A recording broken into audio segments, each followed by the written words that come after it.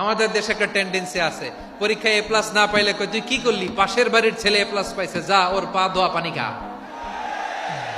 কি খা? তা আমি ভাবছি যে পা ধোয়া A+ পাওয়া ছেলেদের পা ধোয়া পানির একটা পানির ব্র্যান্ড বানাইতে হবে, এরকম লেখা থাকবে A+ পাওয়া ছেলেদের পা ধোয়া পানি। খাওয়া নাই, এগুলার খাওয়া নাই। ওরে আল্লাহ A+ পাওয়ার জন্য বানাইছে, আর আপনার ছেলেকে এই A+ গুলারে নিয়ন্ত্রণ করার জন্য আল্লাহ বানাইছে। ওকে দিয়ে আল্লাহ কি করবে আপনি জানেনই না।